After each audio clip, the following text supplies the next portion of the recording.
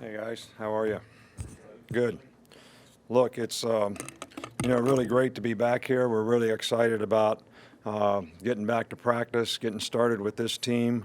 Obviously, we have lot of tremendous challenges facing us this year, and if you're a competitor, you certainly look forward to those challenges. And I think the team is excited. We had really good work in the off season. The summer conditioning program, the guys did a good job on the, testing. There was a tester out there today a little bit in terms of the weather, but the guys, fought through it pretty well, and we got a lot of good work done. But there's a lot of tremendous challenges that face, every team at this point. Some of it comes from the people you play, because we play some really, really good teams this year, and starting with the first game when we play USC. But the challenges also come from, ourselves, from us. When we have a critical mass of players that buy into the team, the principles and values of the team, make good choices and decisions relative to, the team, the rules of the team, we seem like we've done pretty well in the past. And when we have lots of people preoccupied with, other things like how much they're going to play or who their agent's going to be next year or whatever, we don't seem to do nearly as well. And I think everybody needs to, buy into the things that are going to help them play the absolute best football on our team, to create an identity for this team, because what we've done in the past obviously is not going to help us. So the discipline, the attention to detail, the energy, the focus that we can maintain are all going to be things that, are going to help us execute and play, better, when the season comes. And I think that's the challenge that we have as coaches and as players, to work together so that we can accomplish that and get every player playing to the best of his ability. We have these first 2 days, just in helmets, which I think is a great idea to get these guys acclimated. Then we have 2 days in just shoulder pads and helmets, which I think is also a very good idea. And then we can get in pads. So, we actually have some guys here that were not cleared to actually practice, but they can be here for rehab. Richie Pettibone, Ronnie Clark, Sean Jennings, Nigel Knott, all guys that had off-season surgeries and injuries, and I think you're all aware of what they are.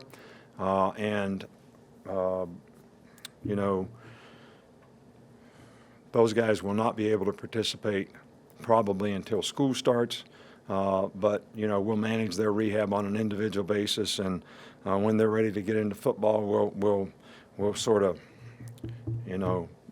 step them into it as they can. I know there's a lot of talk out there and interest about the Maurice Smith deal. And look, I'm going to say the same thing that I said at the SEC Media Day. Nothing has changed. We support the SEC rule, all right, of not granting guys releases to go to other SEC schools. And it has been our policy here not to do that unless there was a special circumstance. All right, we released a statement today, all right, that talked about the special circumstances surrounding another player, which was an exception, not the rule. And I am not going to discuss this any further.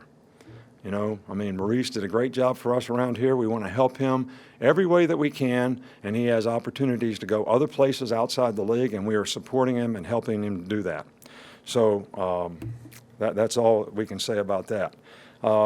Alphonse Taylor has gone through a program, pretty significant program, pretty intense program, and we have cleared him to practice.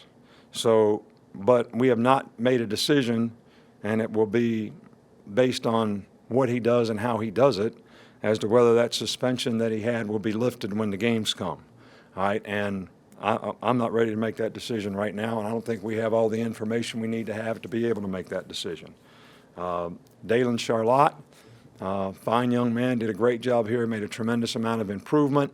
I think that, a lot of young guys right now, they get really, really fearful of their future, and it creates a lot of anxiety.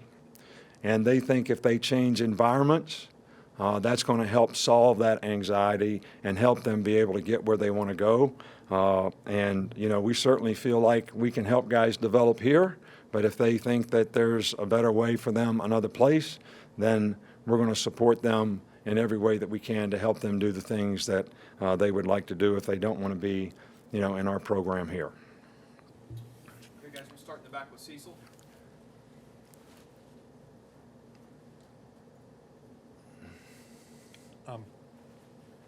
Coach, at what point, I mean, I know you can't put a day on it, but at what point do you want to start seeing the quarterbacks separate themselves in terms of what kind of reps you give them? Well, to me, it's sooner the better. I mean, I think, David Cornwell has been fighting a little bit of a foot injury, so he hasn't been able to do everything all summer long. He's been kind of off and on, and he had limited reps today, but I think all three of the other guys have made significant progress throughout the summer.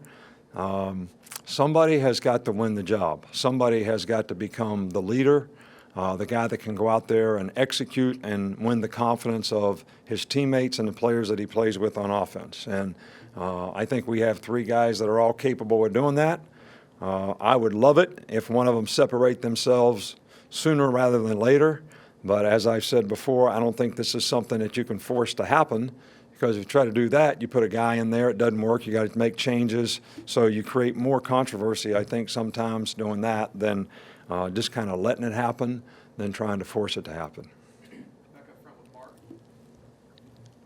You talked a little bit about young players worrying about their futures. Is that a conversation you have with some of the young guys who maybe didn't play a lot their first or second year, or how do you address that with them? Well, what I try to emphasize with our players is, there's so much emphasis now on outcomes, immediate self-gratification. And football is a developmental game. You've heard me talk about this many times before, where people develop and improve. And what I always try to sell our players on, some of them play when they're freshmen, some of them play really well, some of them aren't ready to play, some of them play a role, which we had, 4 guys that were starters in some role last year, and probably 10 or 11 guys that lettered last year playing on special teams, which is about half the guys that we recruited. And some guys, need the time to develop and learn and grow, whether it's physically, emotionally, mentally, learning the system. But I think sometimes there's unrealistic expectations placed on guys, based on their reputation that they create in high school, and sometimes the people around them want that same immediate self-gratification, which puts a lot of pressure on guys, which creates a lot of anxiety. But what we try to emphasize with our players here is focus on development. Trust and believe in doing the things that we're going to try to help you do to develop to be the best player you can be. And that's all anybody can expect from anybody. And everybody ought to get a lot of positive self-gratification from that. But when we worry about outcomes, and I'm going to play in the NFL someday, and if I didn't start as a freshman, maybe I won't do that. And we got people outside telling us those kinds of things. It makes it really, really difficult for these guys, and it's really unfair in a lot of ways to them because they don't have a chance to develop and become the kind of players in sort of a normal fashion because of the external factors that seem to be placed on them in a lot of cases. A lot of other guys, doesn't bother. They go out there, they understand, they get it, and they go to work and work hard, and they usually make good progress. And Dalen made really good progress here. I just wish he would have had a little more patience to hang in there, and I think he would have been a great contributor here, and I think he'll have a good career wherever he chooses to go.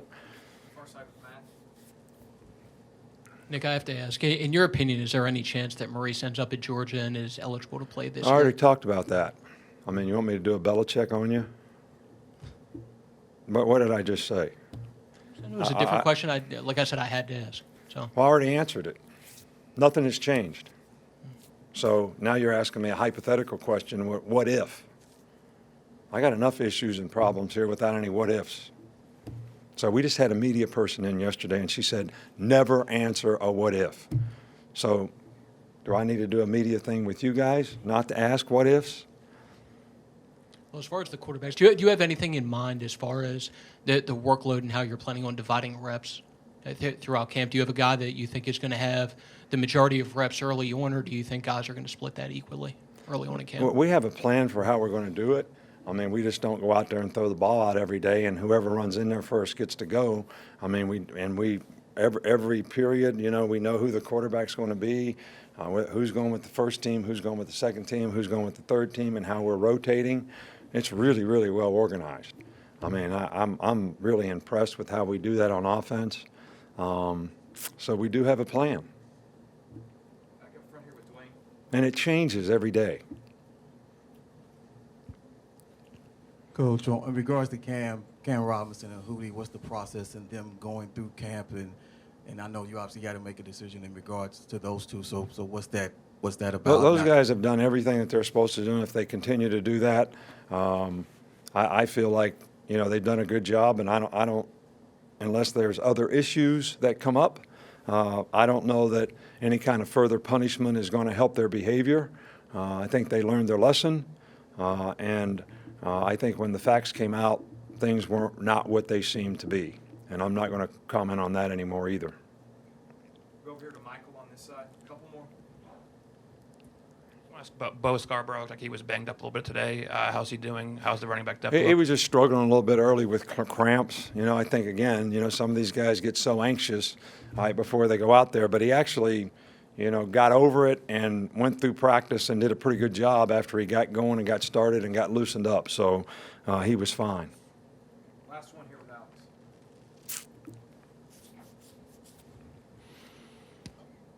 Sorry. I was just going to ask if there's any update on Tony Brown's situation and if you've heard anything from the NCAA this summer to progress that. We're sort of having a work in progress with the NCAA, and at some point in time they'll you know, give us a decision based on what they feel is, you know, fair punishment for him or whatever. And when that time comes, we'll let you know. But you know, we're preparing for the season as if he's going to be suspended for several games. Thanks, Coach. All right, guys, thank you.